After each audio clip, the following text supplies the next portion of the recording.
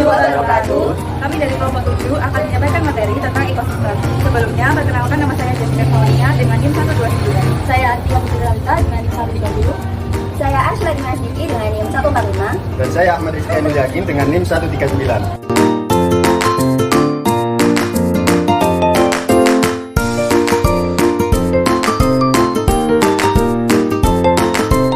Tujuan pembelajaran pada materi ini adalah yang pertama, siswa dapat mengidentifikasi komponen-komponen penyusun ekosistem.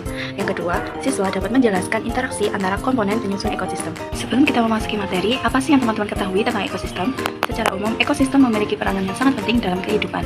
Ekosistem merupakan kesatuan fungsional antara makhluk hidup dengan lingkungannya yang di dalamnya terdapat hubungan dan interaksi yang sangat erat dan saling mempengaruhi. Untuk mengetahui lebih dalam tentang ekosistem, simak penjelasan berikut ya. Ekosistem merupakan suatu sistem ekologi yang terbentuk oleh hubungan timbal balik tak terpisahkan antara makhluk hidup dengan lingkungannya.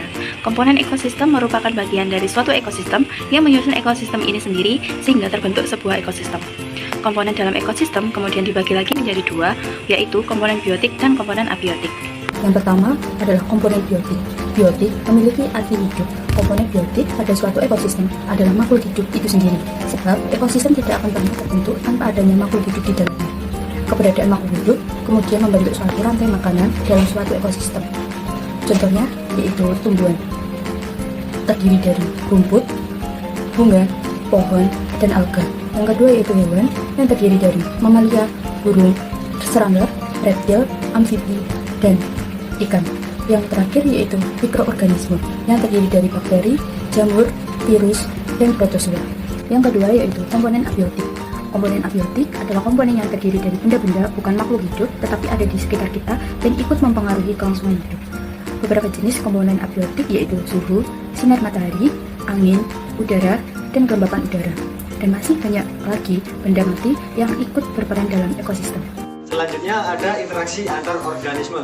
Interaksi antar organisme ini adalah suatu hubungan timbal balik yang terjadi pada makhluk hidup di suatu ekosistem. Ada simbiosis parasitisme. Simbiosis parasitisme ini di mana interaksi antar spesies yang satu merasa diuntungkan dan yang satu merasa dirugikan, seperti nyamuk yang hinggap pada tubuh manusia. Nah, ada simbiosis komensalisme.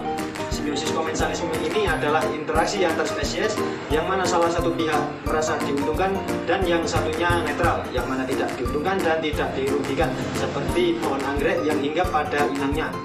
Kemudian ada simbiosis mutualisme dan protokooperasi, yang mana interaksi ini spesies satu dan spesies yang lain sama-sama diuntungkan. Yang membedakan pada simbiosis mutualisme, interaksi ini lebih diharuskan daripada simbiosis kooperatif.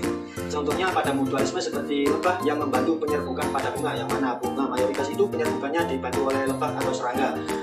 Kemudian pada contoh kooperatif ini ada burung jalak dan kerbau, yang mana burung jalak ini memakan kutu yang ada di kepala kerbau, sehingga burung jalak mendapat keuntungan karena makan kutu yang ada di kepala kerbau, dan kerbaunya merasa diuntungkan juga karena kutunya telah hilang dimakan burung jalak. Namun jalak tersebut ini tidak hanya berpatokan makan kutu yang ada di kepala kerbau, masih banyak makanan burung jalak seperti serangga-serangga kecil, jangkrik, dan yang lain-lain. Halo Sobat Biologi, nah selanjutnya kita akan bahas mengenai rantai makanan. Apa sih rantai makanan itu? Rantai makanan merupakan proses perpindahan energi dari satu tropik ke tropik yang lainnya melalui peristiwa makan ataupun dimakan. Nah, rantai makanan itu terbagi menjadi dua, yaitu yang pertama rantai makanan perumput dan yang kedua rantai makanan detritus. Selanjutnya kita akan bahas mengenai rantai makanan perumput. Bisa dilihat pada gambar.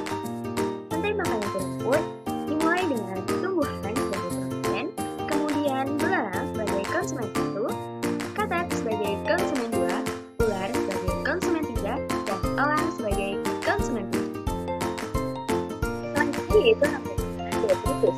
Rantai makanan detritus dimulai dari serpihan daun yang dimakan oleh cacing tanah sebagai detritivor, dan cacing tanah dimakan oleh ayam, dan ayam dimakan oleh busa. Sesuai pada gambar berikut. Sekian pemaparan materi dari kelompok kami. Kurang lebihnya saya mohon maaf. Wassalamualaikum warahmatullahi wabarakatuh.